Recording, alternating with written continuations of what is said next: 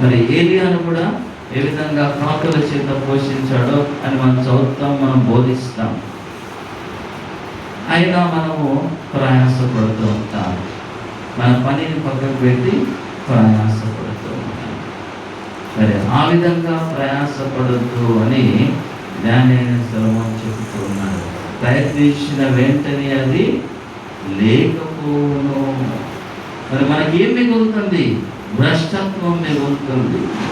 పాపులం అయిపోతాం, దేవుని నుంచి దూరంగా వెళ్ళిపోతాం, ఆత్మీయ మరణాన్ని పొందుతాం, మన రక్షణను మనము కోల్పోతాం. ఎన్నో నష్టాలు ఉన్నాయి. ఇంకా చూసినట్టయితే నిజంగా కుటుంబంలో కలతలు కూడా వస్తాయి.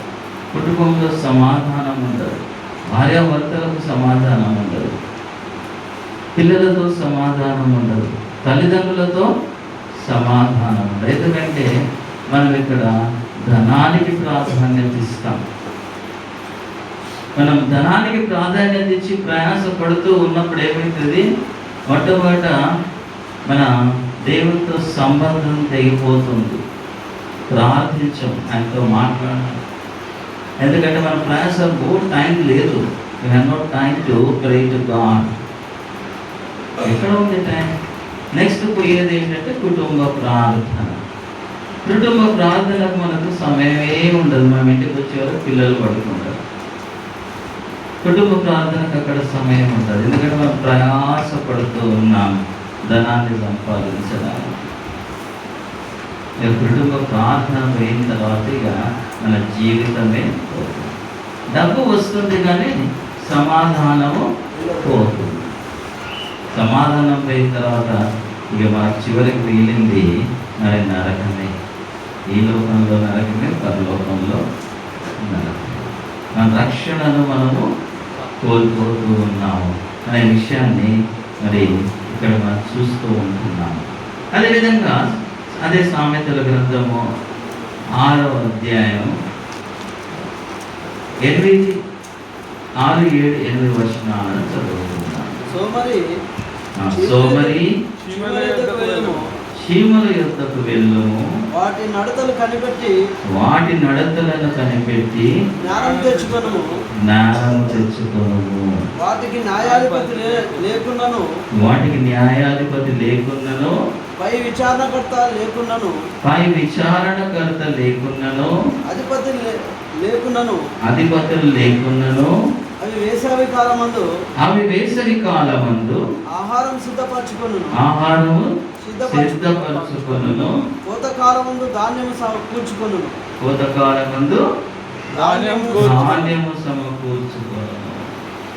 చూడండి ఇక్కడ మాటలు. సోమరి చీమల వద్దకు వెళ్ళుము, వాటి నడతలు కనిపెట్టి జ్ఞానం తెచ్చుకోవాలట. మరి మనం ఏం చేయాలంటే జ్ఞానం తెచ్చుకోవాలి. ఎవరిని చూసి తెచ్చుకోవాలి? చీమలను చూసి నేర్చుకోవాలి. వాటి స్వభావము అవి ఎప్పుడు పని చేస్తూనే ఉంటాయి. అవి ఎక్కడ ఆగినట్టుగా మనకు కనిపించదు. సరే, ఆ విధంగా నిరంతరం మనం ఏం చేయాలి? కష్టపడి పని చేయాలి. అడ్డదారులు పెట్టుకోవాలి.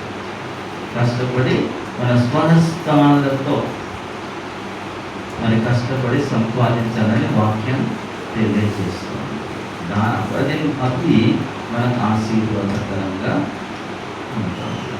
మరి సోమరి చీమల వద్దకు వెళ్ళము, వాటి నడతలను కనిపెట్టి జ్ఞానము తెచ్చుకొను, వాటికి న్యాయాధిపతి లేకున్నను, పై విచారణకర్త లేకున్నను, అవి వేసవి కాలమందు ఆహారము సిద్ధపరచుకొను, కోతకాలమందు ధాన్యము కూర్చుకొను.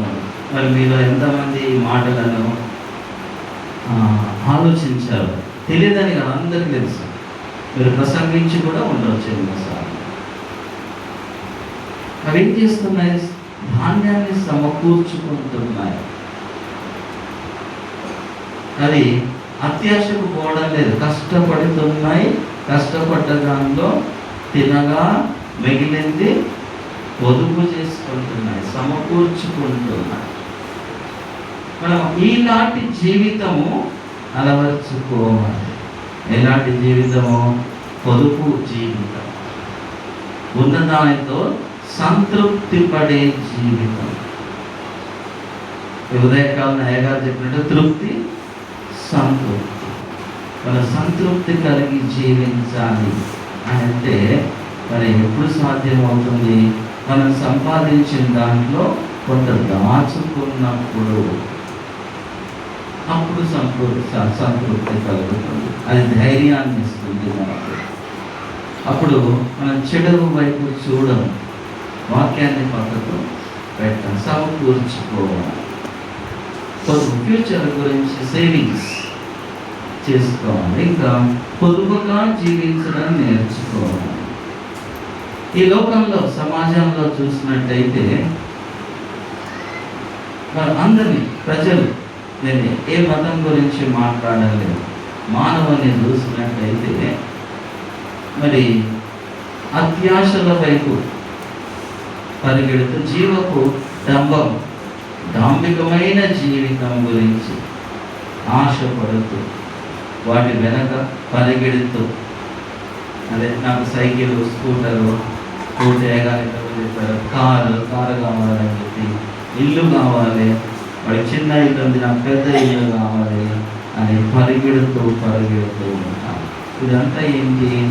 ఇది జీవపు డంబం, డాంబికమైన జీవితం, లేనిది ఉన్నట్టుగా చూపించుకునే జీవితము. అది యేసయ్య కోరుకోవడం లేదు.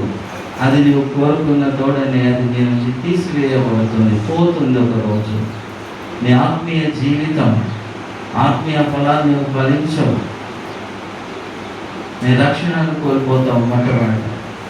తర్వాత నీ సంఘాన్ని, నడిపిస్తున్న సంఘాన్ని కూడా సరిగా నడిపించలేవు. మరి ఎన్నో ఆత్మలను సంపాదించే బదులు పోగొట్టుకుంటావు వాటి వెనక పరిగెడితే.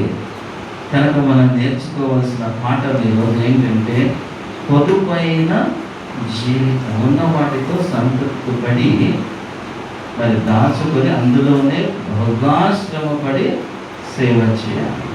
అప్పుడు పరలోకంలో తండ్రి మనకు ఖచ్చితంగా మనలో ఆశీర్వదిస్తారు. నన్ను మరి చింతించొద్దని ఆయన నాకు వాగ్దానం చేస్తూ ఉంటున్నారు. మరి ఇంకొక మాట చూసినట్లయితే సమయం అవుతూ ఉన్నది.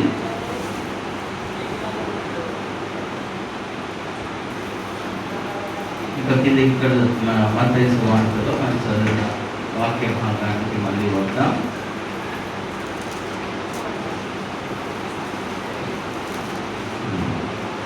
పరలోకమందు ధనమును ఉంచుకొనుడి, అక్కడ చీకటియు తుప్పును తిరుగును తినివేయు. మరి పరలోకమందు ఏ విధంగా కూర్చుకుంటాం మనందరికీ తెలిసిన విషయం. ఒకటేంటి తెలిసిన విషయం? పరలోకంలో మన ఏది తీసుకొని రాలేదు, ఏది తీసుకొని వెళ్ళలేదు. యోగ గ్రంథంలో యోగ ఏమంటాడు? నేను దిగంబరినై వచ్చి తిని దిగంబరినై వెళ్తాను, అంతే సరి వెళ్తాం. మరి ఏదియో తీసుకురాలేదు, ఏదియో తీసుకుపోలేదు. మరి అటువంటి అప్పుడు మరి మన పరలోక రాజ్యంలో ధనాన్ని ఏ విధంగా మనము సమకూర్చుకుంటాం? తిమోతికి రాయబడిన మొదటి పత్రిక 6వ అధ్యాయము 6-7 వచనాలను చదువుతున్నాం. అపోస్తలుడైన పౌలు తిమోతికి రాస్తూ ఒక మాట అంటాడు.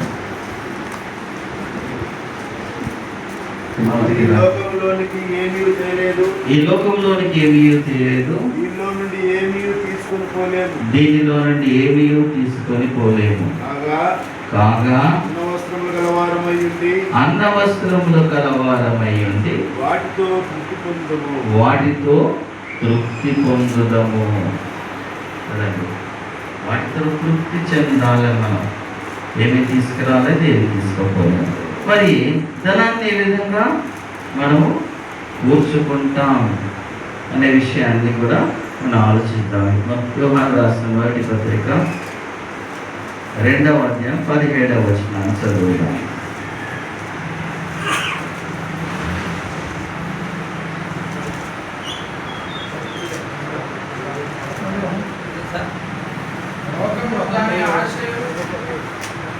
మొదటి యోహాను 2:17. లోకమును దాని ఆశయు గతించిపోవచ్చున్నవి కానీ దేవుని చిత్తమును జరిగించువాడు నిరంతరము నిలుచును. ఆయన చిత్తాన్ని మనము మరి నెరవేర్చినట్టయితే నిరంతరం నిలుస్తాం. అంటే మనకు రెండవ మరణము లేదు. మనం పరలోకానికి ముందు మనం వెళ్ళేది ఆలోచన చేయాలి. మనం ముందు పరలోకం వెళ్ళిన తర్వాత ఏం చేయాలి? మరి మనం వెంట ధనాన్ని తీసుకుపోయే విషయాన్ని ఆలోచన చేయాలి. మనము ఏరోప్లేన్లో ఫ్లైట్లో వెళ్తున్నాం అనుకోండి, టికెట్ బుక్ చేసుకోవచ్చు. కానీ లగేజ్ మాత్రం అక్కడికి పోయిన తర్వాత వాళ్ళు వెయిట్ చూసి అయ్యా ఇంత తీసుకుపోవచ్చు ప్లేన్లో, మిగతా తీసి అక్కడ లగేజ్లో పడేయి అని అంటారు. అది అక్కడికి పోయిన తర్వాత నిర్ణయించబడుతుంది. మరి మనం కూడా టికెట్ అయితే తీసుకోవచ్చు. మరి బాప్తిస్వం పొందాం, రక్షణ పొందాం, జీవిస్తూ ఉన్నాం. సరిగా జీవించినట్టయితే అని చిత్తానుసారంగా ఈ లోకంలో జీవించినట్టయితే పరలోక రాజ్యంలో ప్రవేశిస్తాం, దేవుని సన్నిధికి చేరుతాం. కానీ మరి ధనం ఎట్లా తీసుకోవాలి అనేది మనందరూ తెలిసే సత్క్రియలనే ధనాన్ని మనము తీసుకెళ్ళాలి. సత్క్రియలే మనకు ధనమై ఉంటున్నాయి. మొదటి పేతురు పత్రికలో కూడా ఒక మాట రాయబడి ఉంది ఈ విషయమే. 1వ అధ్యాయం 4వ వచనంలో ఏ విధంగా తీసుకెళ్ళగలము?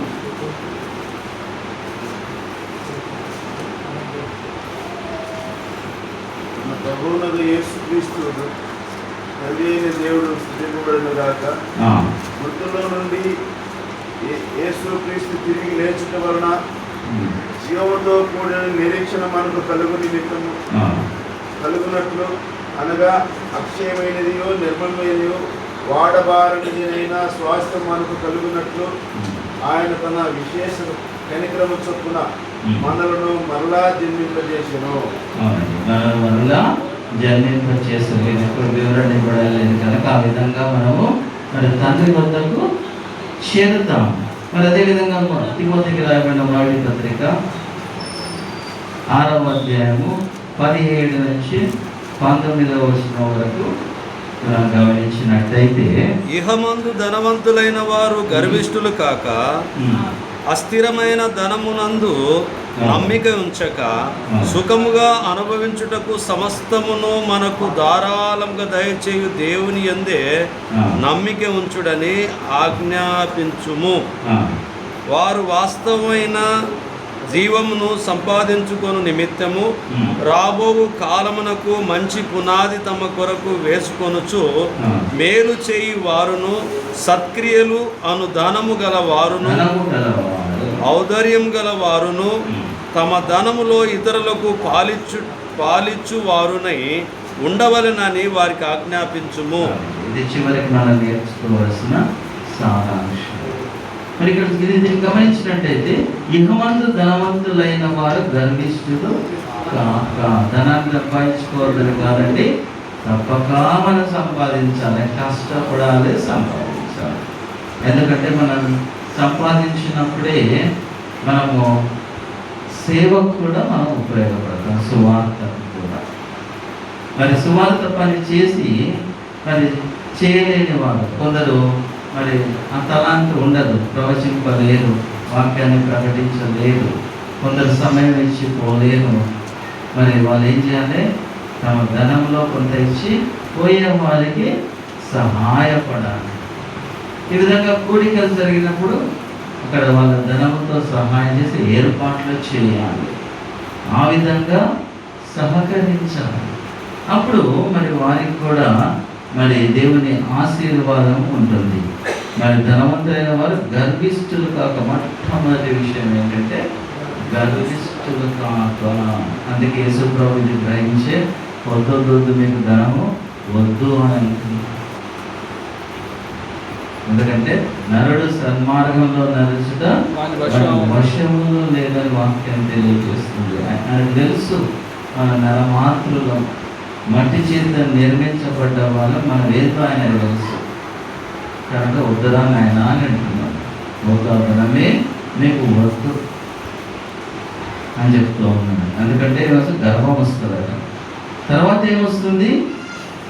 అస్థిరమైన ధనమందు నమ్మిక ఉంచక సుఖముగా అనుభవించుటకు సమస్తమును మనకు ధారాళముగా దయచేయు దేవుని యందే నమ్మిక ఉంచుడని ఆజ్ఞాపించమని తిమోతికి రాస్తూ ఉంటున్నాను. సంఘంలో విధంగా బోధించాలి మనం కూడా. ఒకటేమంది, ధనముపై నమ్మిక ఉంచవద్దు. మనకేమవుతుంది? డబ్బు రాగానే ఒకలాంటి ధైర్యం వచ్చేస్తుంది మనకి, తర్వాత గర్వం వచ్చేస్తుంది. వెంటనే మనము ధనముపై ఆధారపడతాం, డబ్బు లేనప్పుడు దేవునిపై ఆధారపడతాం. వెంటనే సమస్య రాగానే ప్రార్థన చేస్తాం. సంఘంలో అడుగుతాం, అయ్యా నా గురించి ప్రార్థన చేయండి అని అడుగుతాం. డబ్బు రాగానే ఎవరిని అడగం, నా దగ్గర డబ్బు లేదా, నేను పోతే నేను చేయించుకుంటా అని మనకు వెంటనే ఆలోచన విధంగా వస్తూ ఉంది. మరి ఎవరు మన దేవుడు ఏం చేస్తున్నట్ట? సుఖముగా అనుభవించుటకు సమస్తమును మనకు ధారాళముగా దయచేయు దేవుని. మరి సుఖముగా జీవించడానికి ఆయన ధారాళంగా ఇస్తున్నాడట. చాలినంత ఇంకెక్కువగా కూడా ఇస్తున్నాడు. మరి అటువంటప్పుడు మన ధనంపై మనం ఎందుకు నమ్మిక ఉంచాలి? ఉంచకుండా మరి దేవునిపై మనము నమ్మిక ఉంచాలి. దయచేయు దేవుని యందే నమ్మిక ఉంచడం ఆజ్ఞాపించు. మరి వారు వాస్తవమైన జీవమును సంపాదించుకున్న నిమిత్తము రాబో కాలమునకు మంచి పునాది తమ కొరకు వేసుకొనొచ్చు. ఎట్లా పునాది? రాబో కాలానికి అంటే భవిష్యత్తులో మన రక్షణకై, మన జీవ కిరీటానికై మన డబ్బును ఖర్చు పెడుతూ ఉంటే, సేవకు మనం వాడబడుతూ ఉంటే, మనకు భవిష్యత్తుకై మనం ఇప్పుడే పునాదులు వేసుకుంటున్నాం. డబ్బు సంపాదించడంతో పాటు దాన్ని ఖర్చు పెట్టే విధానం మనము నేర్చుకోవాలి. ఇచ్చుట గురించి ఇక్కడ మన ఇచ్చుట గురించి చాలా మాట్లాడవచ్చు. ఇప్పుడు సమయం లేదు, ఎందుకంటే ఇచ్చుటలో మనము చాలా చాలా చాలా చాలా వెనకంజ వేస్తున్నాం. నా దగ్గర ఏముంది ఇవ్వడానికి అని అనుకుంటాం. ప్రతి ఒక్కరి దగ్గర ఉంది ఇవ్వడానికి. అది మళ్ళీ సమయం వచ్చినప్పుడు దాని గురించి మాట్లాడేప్పటికీ సమయం అయిపోయింది. ఇక్కడితో ముగిస్తాను. ఇక్కడ వారు వాస్తవమైన జీవమును సంపాదించు నిమిత్తం రాబో కాలమునకు మంచి పునాది తమ కొరకు వేసుకొనొచ్చు. మంది కొరకు కాదు, తమ కొరకే. ఎవరైతే ధనాన్ని సంపాదిస్తుందో వాళ్ళ కొరకే మరి పునాది వేసుకుంటూ ఉన్నారు. మేలు చేయువారును, మేలు చేయాలి, కీడు మాత్రం వద్దు. కీడు చేయవద్దు, మేలు చేయాలి అనేది బాగా జ్ఞాపకం. ఈ ఉదయకాలం కూడా చాలా నేర్చుకున్నాం. ముఖ్యంగా సేవలో మరి అసూయ, ద్వేషము అనేది కలుగుతుంది. అసూయ కలుగుతుంది. ఎవరైనా సహోదరుడు మనకంటే ఎక్కువగా సేవ పరిచర్య చేసినట్లయితే మొట్టమొదటి మన లోపల అసూయ కలుగుతుంది. నాకంటే ఎక్కువ చేస్తాడా? సరే, అప్పుడు కలిగినప్పుడు మనం ఏం చేయాలి? ఇంకా అంతకంటే ఎక్కువ చేయాలి. అది చేయం. ఎదుటి వాడు మళ్ళీ చేయకుండా చేస్తాడు. వాడు మనకంటే వెనకపడాలి. ఇంకా అవసరమైతే వాడు అక్కడితో ఆపేయాలి. అలాంటి ప్రయత్నాలు మనం చేస్తాం. కానీ మేలు చేయడం నేర్చుకోవాలి. ఇక చివరికి ఒక మాట చెప్పి ముగిస్తాను. అంటే నిజంగా జీవితంలో జరిగిన విషయం, అంటే నా జీవితంలో నేను కాలేజీలో ఉన్నప్పుడు ఈ లోకల్ విషయం, మాకు సంబంధం కాదు. మేము రెగ్యులర్గా గ్రౌండ్కి వెళ్ళి నేను అన్ని గేమ్స్ ఆడేవాడిని. నా ఎక్కువ కాలము గ్రౌండ్లోనే గడిచిపోయింది. నేను యవనస్తులుగా ఉన్నప్పుడు బాల్యం నుండి యవనస్తులు ఎక్కువ కాలం గ్రౌండ్లోనే గడిచిపోయింది. అయితే నేను నా ఫ్రెండ్స్ చాలామంది ఉస్మానియా యూనివర్సిటీ నుంచి మరి ఫుట్బాల్, హాకీ నేను స్వయంగా యూనివర్సిటీకి రిప్రజెంట్ చేశాను. కొందరు వాలీబాల్లో చేశారు. ఇట్లా పెద్ద పెద్ద డిగ్రీలు ఉన్నాయి అందరి దగ్గర. కొందరు స్టేట్కి ఆడిన వాళ్ళు, ఆంధ్రప్రదేశ్ ఉమ్మడి అప్పుడు ఆంధ్రప్రదేశ్కి ఆడిన వాళ్ళు. ఉదయం లేచి అందరము గ్రౌండ్కి వెళ్ళేవాళ్ళం.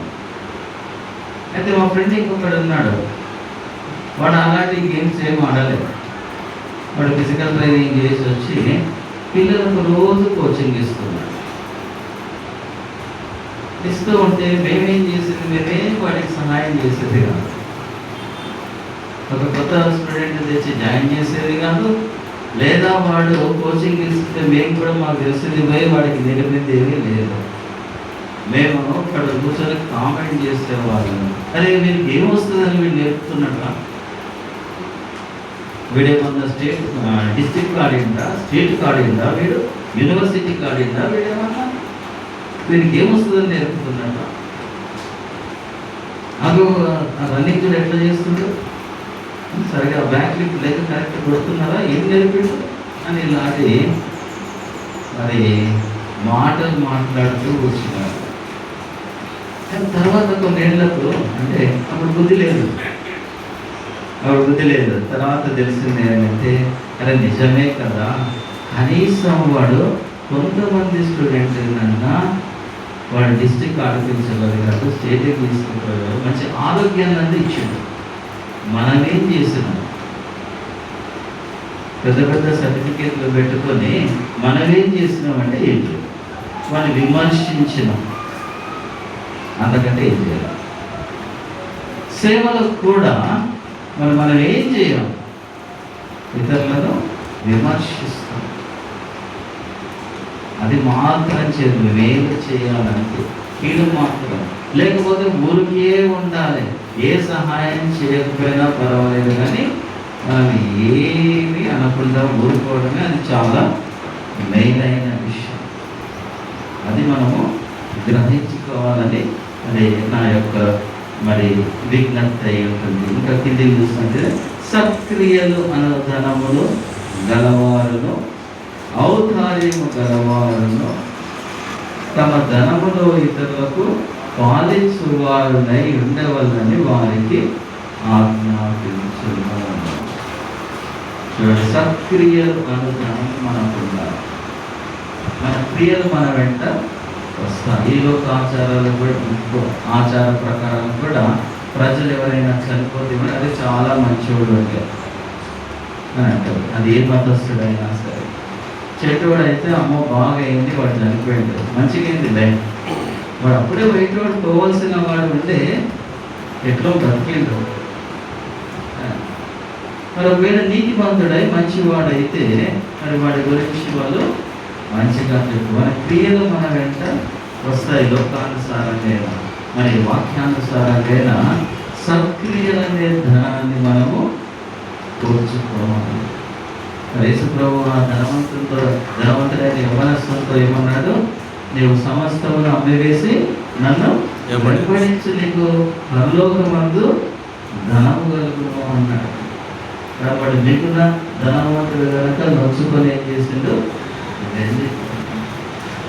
మనం కూడా మన ఉన్నతంలో మరి ప్రశ్న రావచ్చు, నాకు ఏమి లేదు, నేనేం పని ధనాన్ని ఇవ్వాలి, ఉన్న దాంట్లోనే మన పెద్దవాళ్ళ ఇవ్వలేదా 2 కాసులు, ఇప్పుడు అటు వైపు వెళ్ళడం లేదు. మన ప్రతి ఒక్కరం కూడా మనం ఇవ్వవచ్చు, ఇవ్వగలిగే స్థాయిలో ఉన్నాము. ఏ విధంగా ఇవ్వచ్చని ఎప్పుడైనా సందర్భం వచ్చినప్పుడు మళ్ళీ మాట్లాడతాం. దేవుడి మాటలు దీవించిన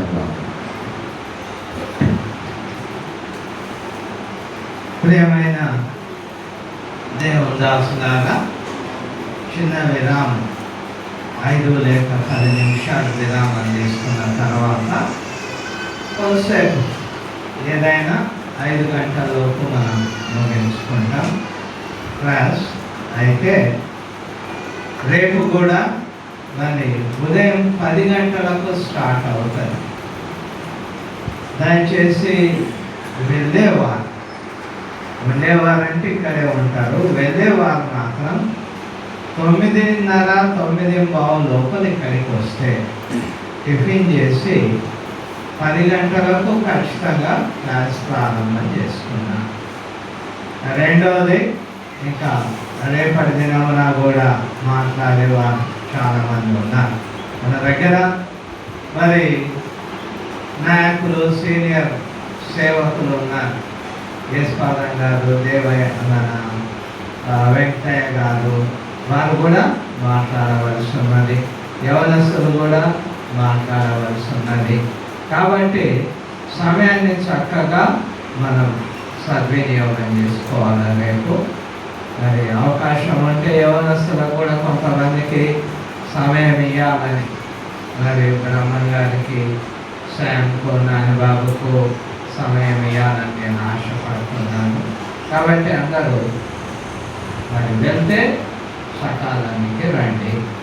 బైబిల్ ఈ యొక్క రాత్రి జరిగే కోరిక కూడా ఎక్కువ సంఖ్యలో హాజరు కావాలని నేను మనవి చేసుకుంటున్నాను. ఎందుకొరకు అని అంటే మనం ఎక్కువగా కూడితే వేరే వచ్చేవాళ్ళు కూడా చూసి వాళ్ళు కూడా వస్తారు. ఇప్పుడు మనమే కొద్ది మందిగా ప్రారంభం చేస్తే ఎవరు లేరులే అని వచ్చేవాళ్ళు రాదు.